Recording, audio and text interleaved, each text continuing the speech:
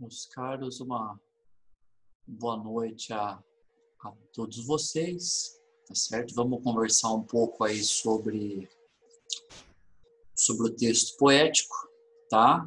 Lembrando sempre que o que a gente passa para vocês é uma caixinha de ferramenta, a gente nunca consegue esgotar um assunto, tudo bem?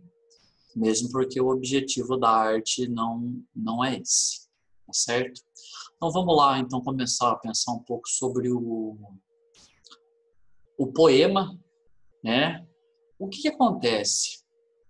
Primeiro, existem textos onde faz uma diferença entre poema e poesia, tá? O poema ele seria o quê? O poema ele seria o meu texto, tá? Disposto em forma de versos e estrofes.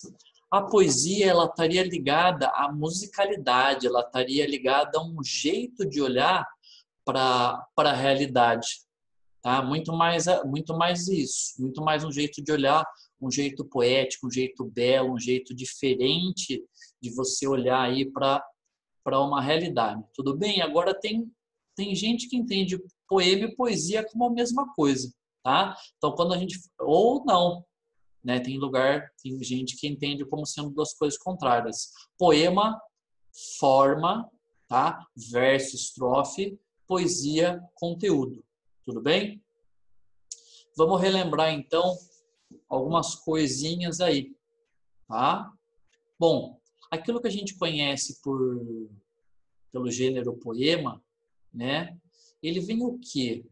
Ele é descendente da poesia lírica, tá? O que é a poesia lírica? A poesia lírica, ela vem da Grécia Antiga, porque era um texto recitado juntamente com o instrumento que era a lira, e esse texto ele expressava uma visão de mundo, um sentimento do eu lírico. Era o contrário, por exemplo, do texto épico. O texto épico ele contava a aventura de um herói que representava um povo. Tá? O poema lírico não, ele representa o sentimento particular. Vamos usar uma palavra técnica aí, o que? O sentimento do eu lírico ou eu poemático. Não confundam o eu lírico com o autor, tudo bem? É como se fosse o seguinte, no texto narrativo eu tenho o narrador, no poema eu tenho o eu lírico, ele é essa voz que me conta algo, que me expressa uma coisa, tá? Então a gente tem aqui, eu peguei para vocês um poema super famoso, né? Inclusive que o Renato Russo, ele faz uma música chamada Monte Castelo, misturando versos desse poema com versículos de uma das epístolas bíblicas, tá bom? Então eu peguei por ser um poema famoso, tá? O que acontece? Esse poema, como vários outros, ele não tem nome. Quando o Camões escreveu ele, né, ele não tinha um nome. Então, quando o poema não tem nome, o que a gente faz? A gente chama ele pelo primeiro verso do poema. Então, a gente chamaria esse poema de Amor é fogo que arde sem se ver. Tá? O que acontece então, pessoal? Vamos relembrar lá unidades do poema. Então, nós temos o quê? Temos os versos, que é cada uma das linhas, tudo bem? E temos as estrofes, que é o quê? É um conjunto de linhas separada por um espaço, tá? Agora, o que acontece? Aqui tem uma metáfora que eu acho bastante curiosa, né? Tem um filósofo francês chamado Gilles Deleuze, que ele diz que a obra de arte é uma máquina quebrada, funcionando, né? A obra de arte ela serve para fazer o quê? Ela serve para fazer a gente pensar, ela serve para fazer a gente enxergar aquilo de um outro modo, tá? Um modo que não tem, assim, muitas vezes, um compromisso com a verdade, né? Quando você está lendo um texto ficcional, você assume uma espécie de pacto com o narrador, né? Você vai aceitar aquilo. Quando você tá lendo lá, né, Memórias Póstumas de Brás Cubas, quando você está lendo lá um Harry Potter, por exemplo, você está aceitando como verdadeiro aquele o universo onde tem magia, tá certo? Então você tem um acordo aí o, com o narrador, tudo bem? Então, o que acontece? Então, vai ter, por isso que é difícil a gente trabalhar com obra de arte, ela gera muita discussão, muitas vezes ela tem, assim, várias interpretações. Essa é uma característica do texto literário, do texto artístico, o quê? É isso que a gente chama de polissemia. O meu texto literário, ele é aberto, ele permite algumas interpretações, né? Ele tem, assim, uma potência expressiva dentro dele, tá? Que, por exemplo, um texto de enciclopédia não tem, um texto científico não tem, né? Quando você está lendo lá a bula de remédio, diz que quem é alérgico a tal ativo não pode tomar, é porque não pode, aquilo não pode ter outra interpretação, tá? O texto poético, ele vai aceitar, ele vai muitas vezes almejar essa dupla significação, né? O poeta ali muitas vezes ele foi aproximado de um ser iluminado, né? Que conseguiria, vamos dizer assim, entender, perceber aspectos da realidade que a pessoa comum não conhece, tá? Então ela trabalha muito com esse lance de quebra de regras, que nem, por exemplo, o famoso poema, tá? Um poema concretista, a gente chama lá dos Irmãos Campos, né? Onde ele vai escrever a palavra lixo usando o quê? A palavra luxo, como que se ele tivesse aproximando as duas coisas num primeiro momento ali pelo som, né? Esse é outro aspecto muito interessante da poesia, que é o quê? É o seu aspecto sonoro. Tá? E aqui também o que? Esse aqui é um poema que ele é feito para ser visto, né? Não é um poema só para ser escutado. Aquele poema do Camões que eu mostrei para vocês, ele era um poema que ele era feito para ser declamado. Agora, esse poema aqui do Augusto de Campos, né, que já é de 1965, ele é um poema que é para ser visto. Tá? Tem um outro famoso que chama que é aqui, ó, do Beba Coca-Cola, Babicola, né? Que esse daqui já é um poema mais interessante, que ele faz a referência ali à Coca-Cola, né? Ele aproxima a Coca-Cola de coca e aproxima de cloaca. Vai procurar o que é cloaca, vai perguntar lá para a professora de biologia, para a Marielle, o que é cloaca, para você entender, né? Qual que é a visão que ele tem da Coca-Cola, né? Mas ele aproxima ali, ele pega o quê? Ele parte do anúncio da Coca-Cola, que tem como cores ali básicas o branco e o vermelho, né? E parte do slogan Beba Coca-Cola, para montar um jogo aproximando da palavra cola e cloaca, né? Que vocês vão, quando vocês entenderem lá, vocês forem procurar, vocês vão entender qual é a visão que ele tem da Coca-Cola. Olha aqui outro exemplo, esse aqui do Arnaldo Antunes. Tá? Esse poema do Arnaldo Antunes, ele é composto de vários quadros. Tá? O primeiro quadro, eu não lembro se são 9 ou se são 6 quadros, que é o quê? Ele mostra para a gente uma folha de papel. No primeiro quadro, você tem o quê? Você tem a palavra agouro, tá? Assim, digitada com letra de máquina, que nem vocês têm aqui. Mas no primeiro quadro, eu não consegui achar todos na internet. Você tem só essa palavra agouro no centro da página. Aí o que acontece? Tem uma sequenciação essas imagens de modo a contar uma história para a gente. É como se o sujeito pegasse essa palavra agouro e chacoalhasse ela, né? E a gente fosse vendo ela se transformar em várias delas, né? Que nem esse quadro aqui, esse aqui de baixo, né? Ele aparece para a gente a palavra agora, né? Como dizendo que é uma coisa momentânea. Tanto que o que acontece nos últimos quadros, essa fonte de máquina ela vai sumindo, né? E a última página da série de quadros, que é uma página em branco, como se sugerisse para a gente que o agouro é uma coisa passageira. Tá? Tem outros poemas os irmãos Campos, são os mais famosos, né?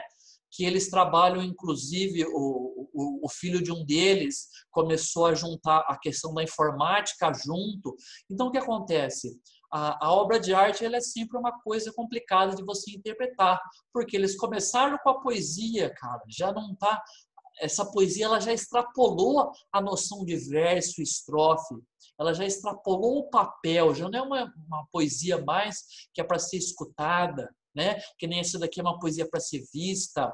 Você vai visitar, por exemplo, lá no Museu da Língua Portuguesa, você tem ali uma poesia que já é para ser vista com os olhos, às vezes para você segurar com as mãos, às vezes é alguma coisa para você sentir um cheiro, né? Então, com o passar do tempo, essa versão aqui mesmo da Beba Coca-Cola, Babicoca, tem uma versão dessa poesia que é para a gente escutar, é feito por um conjunto de cantores líricos, né? Que termina lá com um arroto, tá?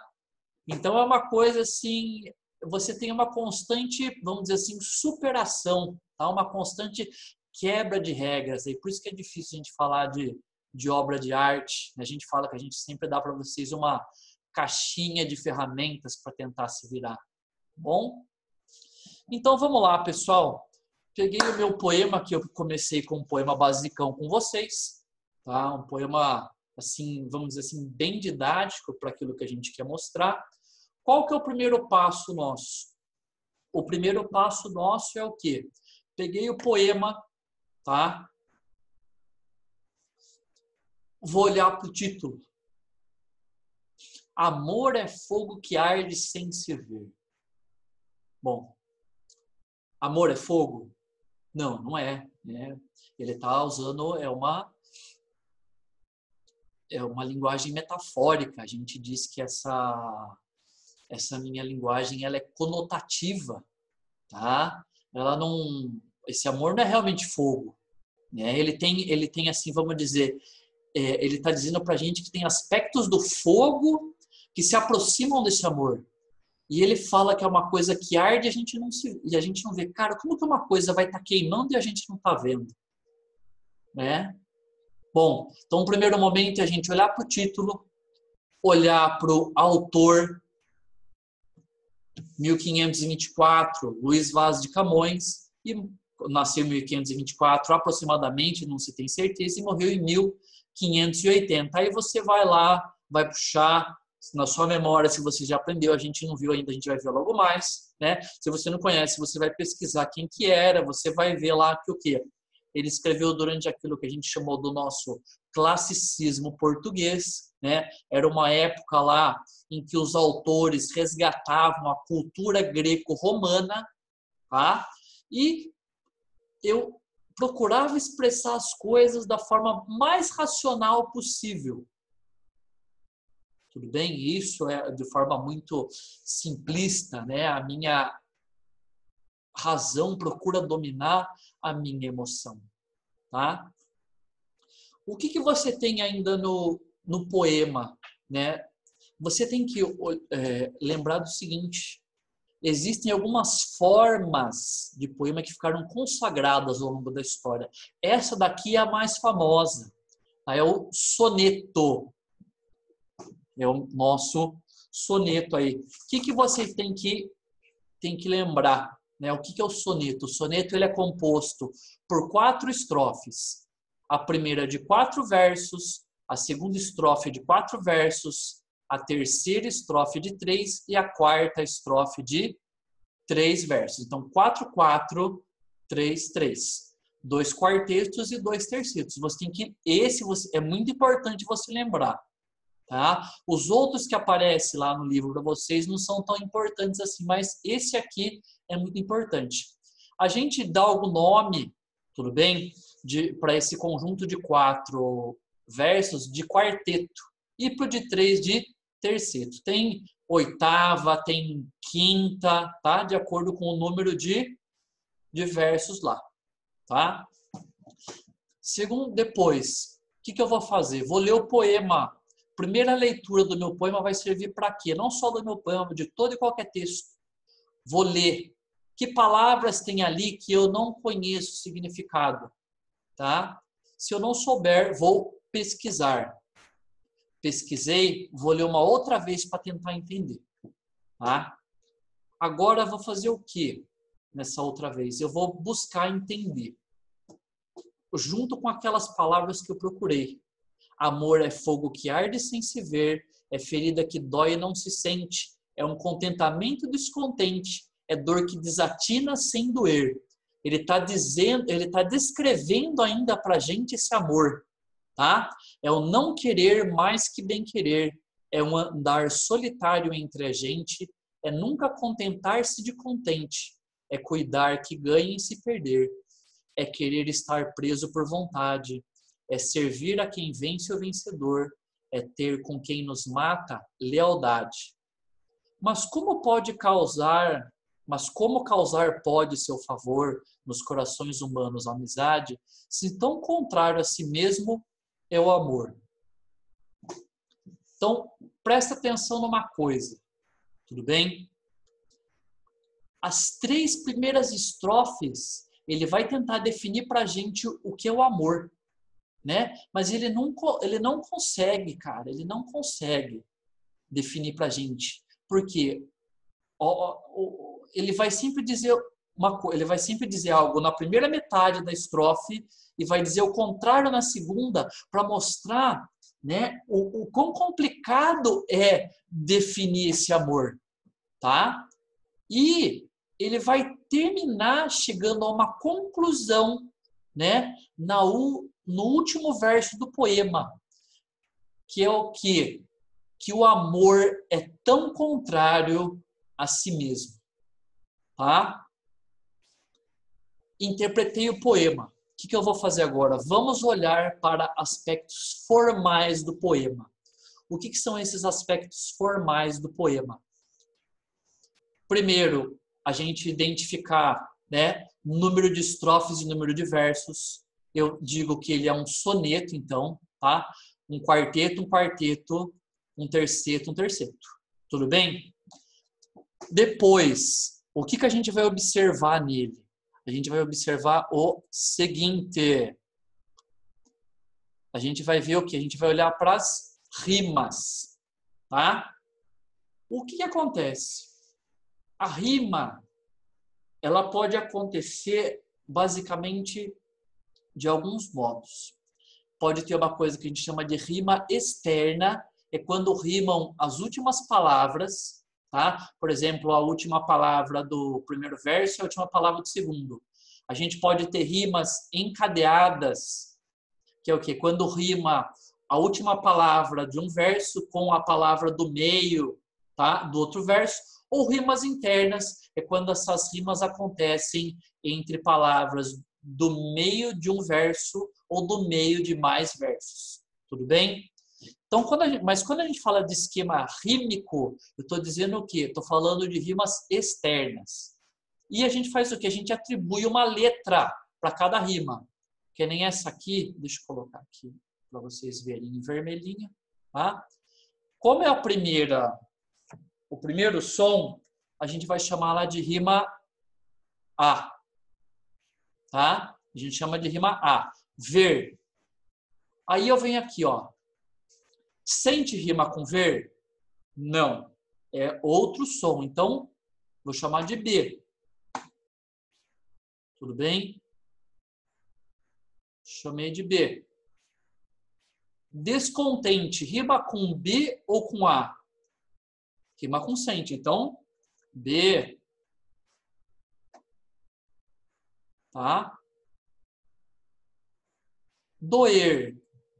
Rima com descontente ou com ver? Rima com ver. Então, é A. Tá? O que acontece? Outra coisa que é importante lembrar vocês é que é o seguinte: a rima não necessariamente ela precisa ser uma identidade completa de som, tá? Ela pode, o poeta ele pode ter tido a intenção, por exemplo, de rimar palavras com sons próximos, não exatamente iguais.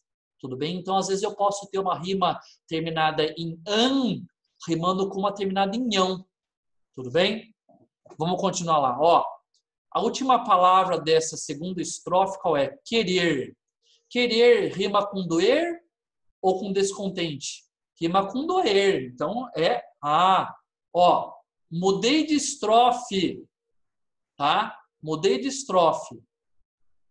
A letra a gente atribui sempre uma letra, né, seguindo a ordem alfabética, para um som. Só mudo de letra se mudar o som. Se eu tiver em outra estrofe o mesmo som, continuo com a mesma letra. Gente, rima com o quê? Rima com sente ou com doer? Rima com sente. Então é B. Contente, rima com querer ou com gente? Com gente. Então é B. Perder, rima com querer. Então é A.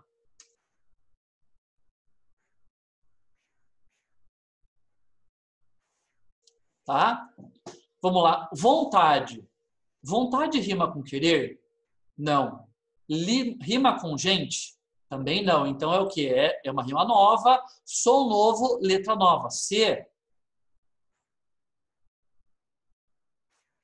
Vencedor. Rima com algum som até agora? Também não. Então é letra D.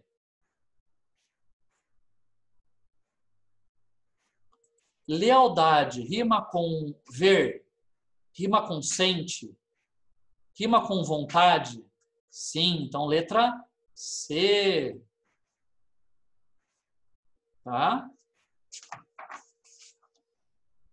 Favor.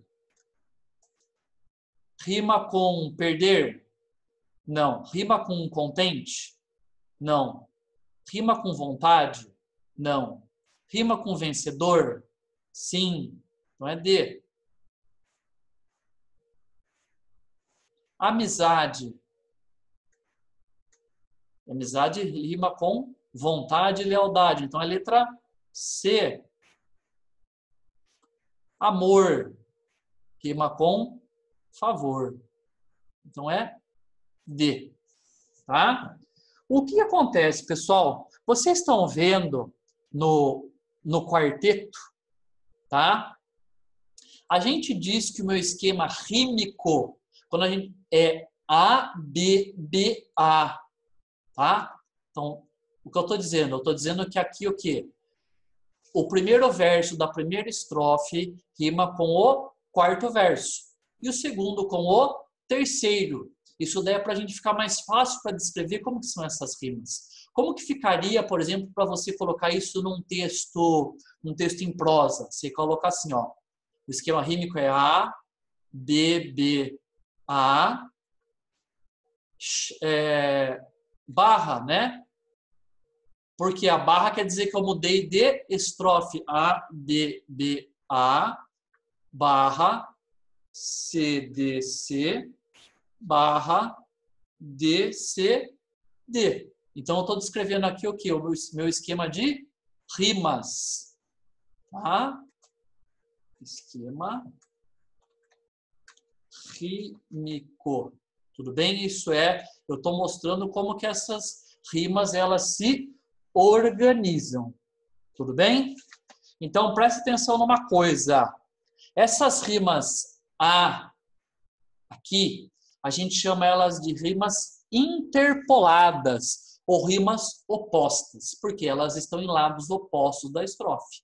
Essas daqui também, elas estão em lados opostos da estrofe. Tá? Agora o que? Nos tercetos, essas minhas rimas elas são intercaladas, né? Aqui, ó, Eu tenho entre as duas rimas Cs aqui no terceiro, eu tenho uma rima D. Então, essas rimas Cs elas são intercaladas por uma outra rima. E o mesmo acontece nessa outra estrofe. Tá bom? Vocês deem uma olhada lá que tem uma tabelinha para vocês no texto com essas informações aí para vocês. Tá bom? Aqui é só para dar uma ajudinha rapidona para vocês. Tem uma outra coisa que nós chamamos de metrificação, versificação, a gente chama também de escansão de versos. Tá? O que é isso? Acontece o seguinte, tá? A poesia lírica, ela esteve desde o seu começo ligado com a música. Né? Então, nesse caso nosso aqui, não naquele outro que a gente viu lá das figuras, o aspecto sonoro ele é muito importante. Tudo bem? E a gente chama também contagem de sílabas poéticas, a gente chama também de sílabas poéticas. A minha sílaba poética, o critério dela é sonoro. Tá? Então, muitas vezes ela não vai coincidir com a separação de sílaba normal que a gente aprende na escola. Tudo bem? Vocês vão ver que muitas vezes parece uma coisa forçada ali. Tá? É assim mesmo. Tudo bem? Tem poemas que às vezes a gente estranha, tá? Mas é assim que funciona. É por causa do som. Às vezes o poeta, quando ele foi escrever, ele imaginou essa pronúncia de um outro modo. Tá? Eu vou passar para vocês uma regrinha básica, tudo bem? Assim, porque tem várias e várias regras. Tá? Vou fazer um aqui com vocês. Vou apagar aqui as rimas para ficar mais fácil e não confundir. Tudo bem? O meu critério, então, ele é sonoro. Qual é a primeira coisa que você vai fazer? Tá? A gente vai olhar, a nossa unidade é sempre o verso, a gente fala sempre do verso. Você vai olhar para a última palavra. Você vai ver qual é a sílaba mais forte, mesmo não acentuada, tudo bem? Mais forte desse verso. Ver. No caso, só tem uma sílaba. Então, o que a gente vai fazer? Normalmente, tudo bem? A gente faz um sinalzinho, muitas vezes ele vem, o pessoal coloca como que eu posso explicar para vocês? O pessoal coloca um tracinho embaixo, tá? A gente vai sublinhar. Por quê? O que acontece? A gente só conta sílaba poética até a sílaba mais forte.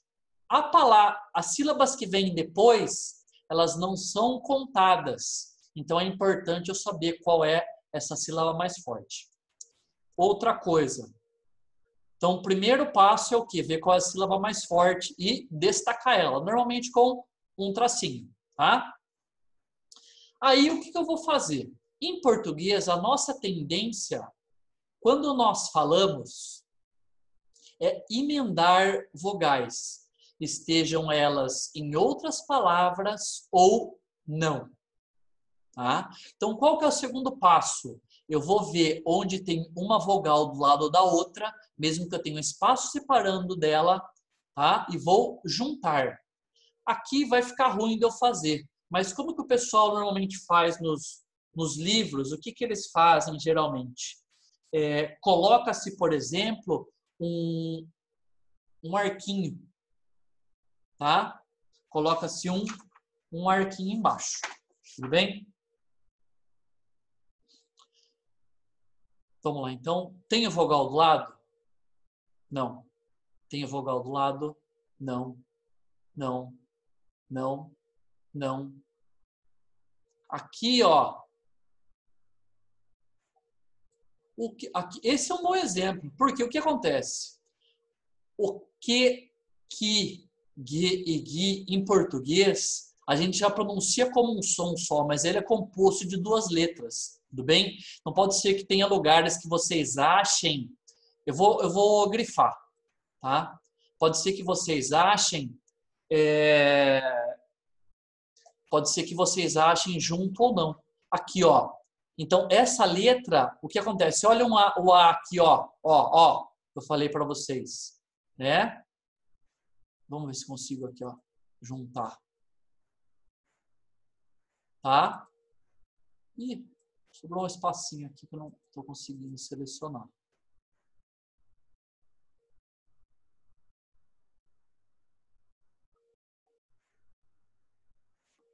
Tá?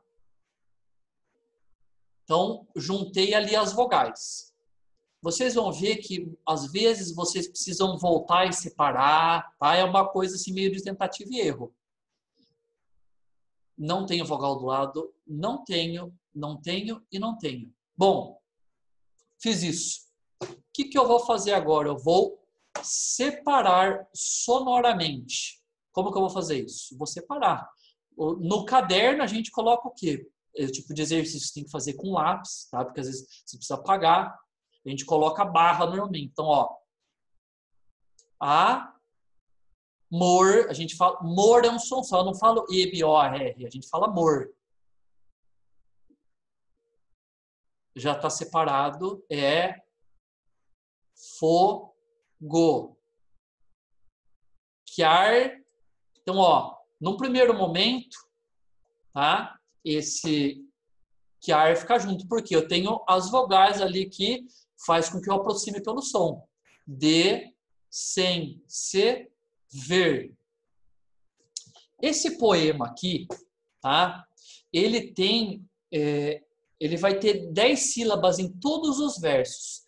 Tem alguns poemas que, pela sua proposta artística, a gente conhece já de antemão, que nem os poemas do Camões, né? Normalmente ali, poemas de 10 versos. Então, a gente sabe que a gente tem que expandir e fazer da 10. Então, ó, 1, 2, 3, 4, 5, 6, 7, 8, 9, 10. Então, ó, conto até aqui, ó. Deixa eu colocar a barra aqui para ficar mais fácil para vocês visualizarem. Ó. 1, 2, 3, 4, 5, 6, 7, 8, 9, 10. Ó. Então, o que aconteceu, pessoal? A gente teve que juntar, né, essas vogais. Pode ser que tenha poemas que você junte no primeiro momento, mas depois você tenha que partir eles no meio. Tá? Você vai ver que não coincide muitas vezes ali com a separação de sílaba normal, que a gente aprende na escola lá no fundamental. Isso daí é normal. Tá? Vamos ver essa outra aqui. Então, o primeiro passo qual é? Pego a última palavra, vou ver qual que é a sílaba mais forte. Sem ter. Então, o sem é mais forte. Vamos lá. Segundo passo, vou ver onde tem uma vogal do lado da outra. Não tenho, não tenho, não tenho, não tenho. Tenho aqui. Vocês vão ver que tem, como eu falei para vocês, vocês vão ver que tem lugar que põe lá o arquinho que eu falei para vocês, no que, no que, no gui, no gui, mas não vai fazer diferença para a contagem. Aqui, ó, eu tenho 3, tá? Dói e... Ver se consigo colocar aqui. O não, vocês podem até pôr, tá? Mas não... Se sente. Bom, fiz isso. Vimos lá onde tem vogal uma do lado da outra. O que a gente vai fazer? A gente vai separar lá. A gente vai por som, ó. Fe, ri, opa, ri,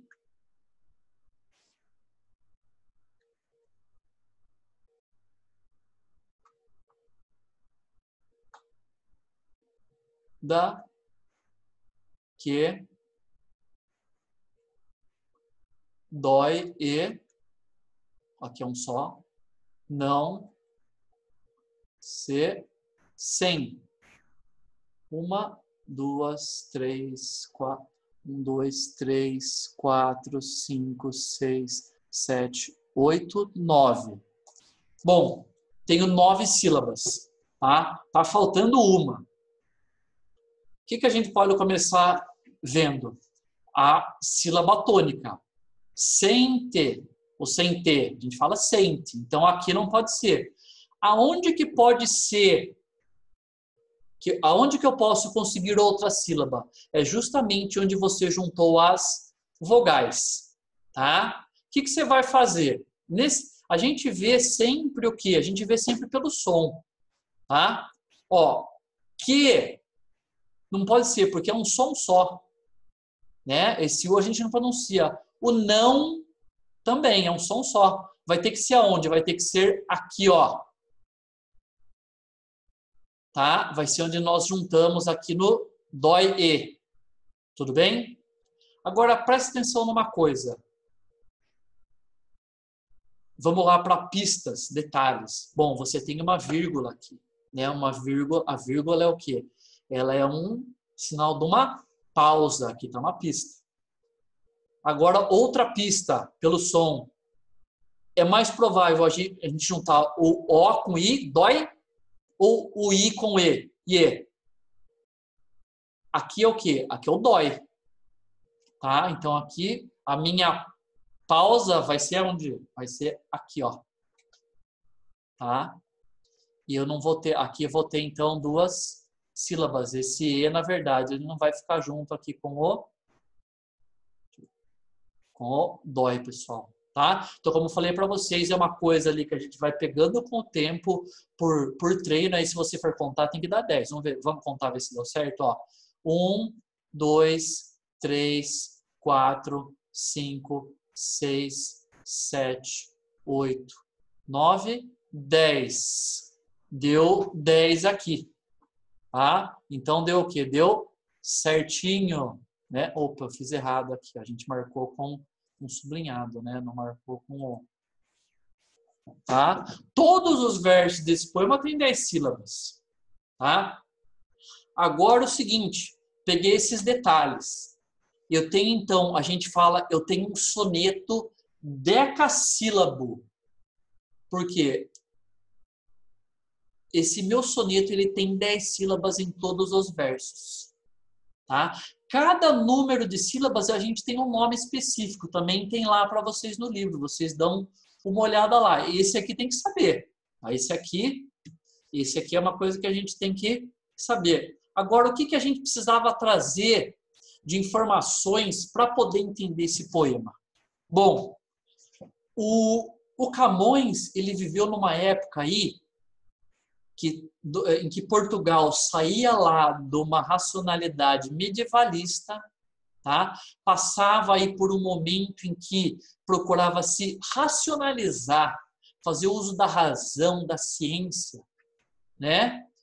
E o que acontece? Aqui é como se o Camões ele tentasse pegar, né, essa coisa imaterial, essa coisa que é comum a toda a humanidade, né, essa coisa irracional que é o amor, e tentasse entender ela. Quando ele tenta entender ela por meio da razão, por meio do equilíbrio, tudo isso é representado pelo quê? Pelo uso do soneto.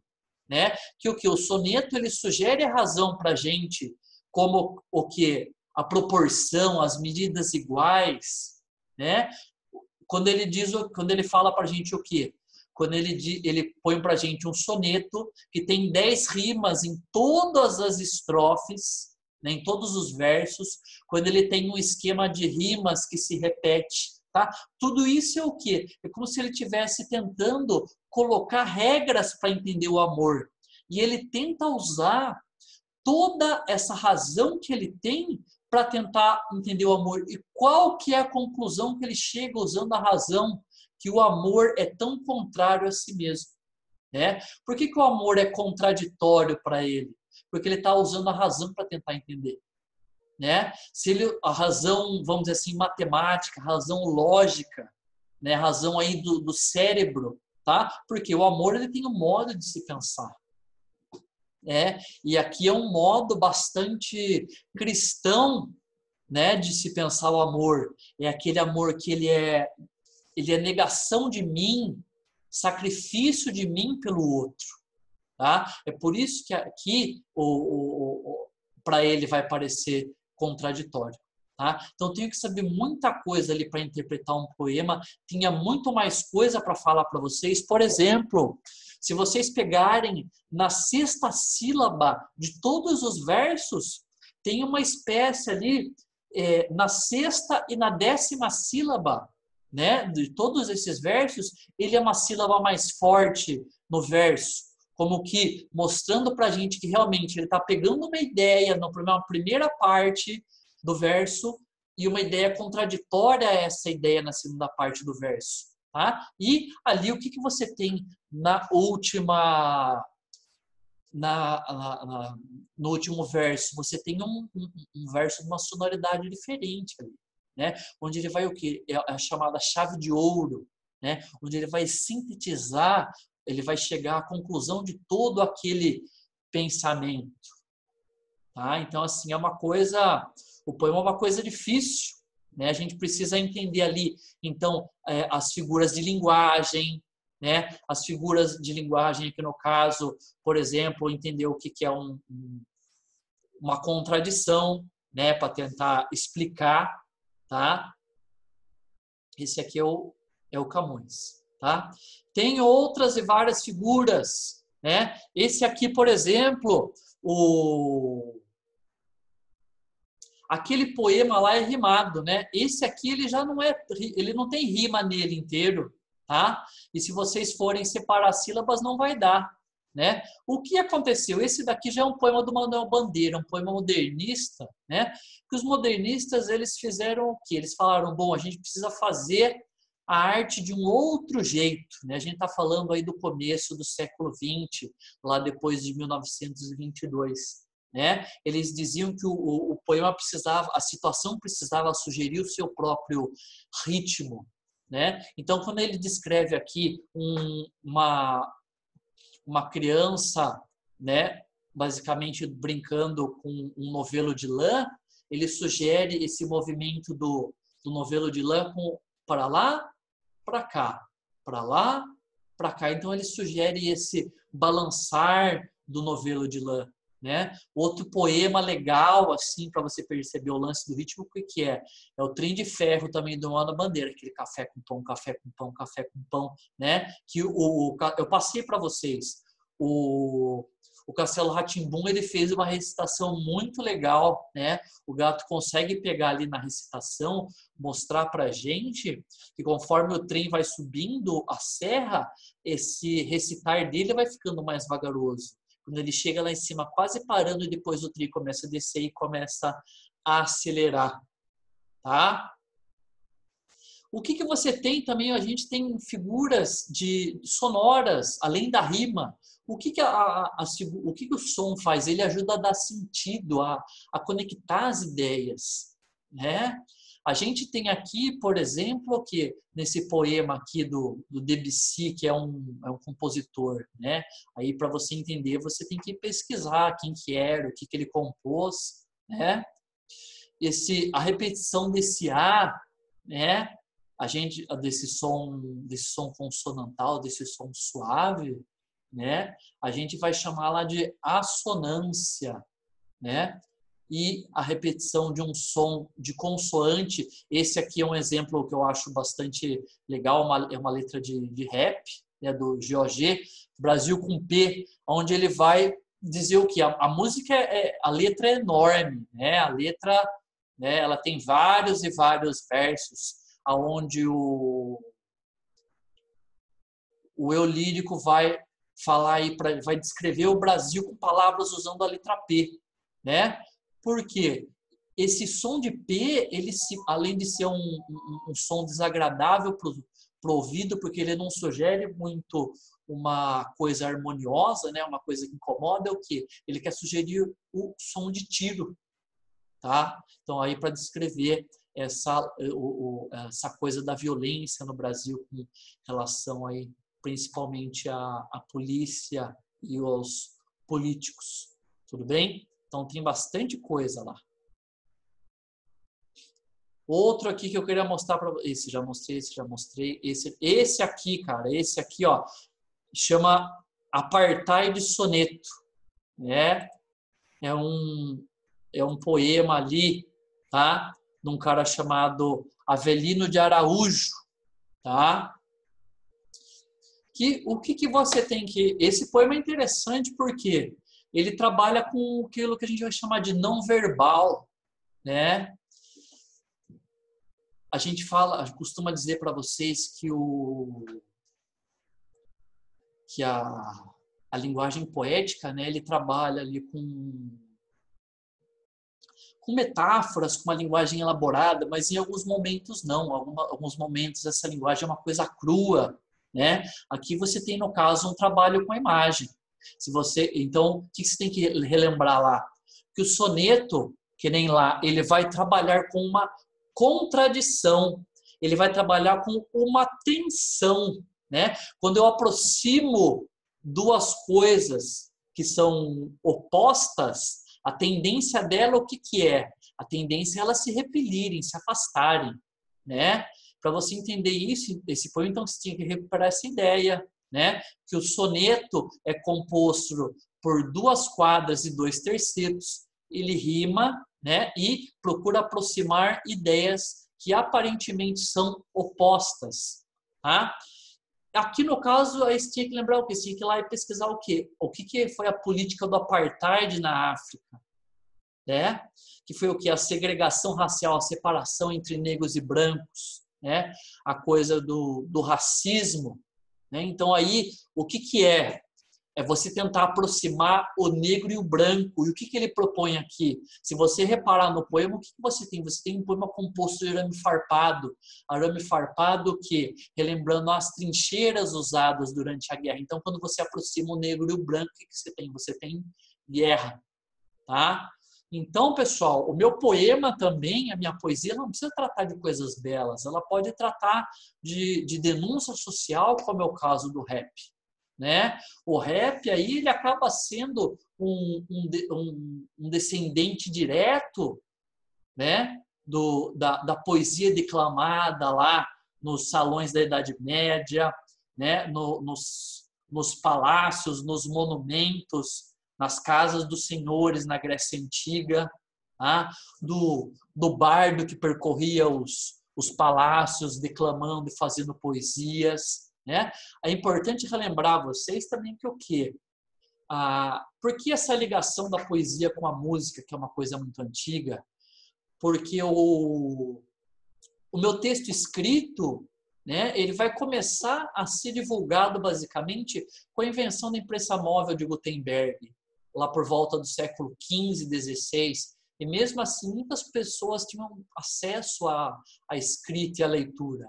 Então, o meu maior meio de divulgar essa arte, o que era? Era pela récita, era pelo cantar, né? Então, é aí que a poesia vai começar a se desvincular um pouco da música, tá? Mas o que a música ajuda também é o que? A memorizar as coisas, tá? A criar ali a juntar as coisas dentro. Eu estou unindo ali diversas palavras, além do sentido, elas têm o som em comum também, tá? Ela acaba ajudando aí o autor aí muitas vezes no improviso. Outro descendente direto da poesia, o que é? São os duelos de repente nordestino, tá? Que também ali tem o seu lado musical, né? Principalmente o seu lado de improviso, assim como a Batalha de Slam, tá? Bom, pessoal, eu tentei aqui trazer para vocês algumas coisinhas com relações aos poemas, era para ser um vídeo curto mesmo, tá? Nada muito aprofundado para não ficar muito chato, tá? Mais do que já é, né?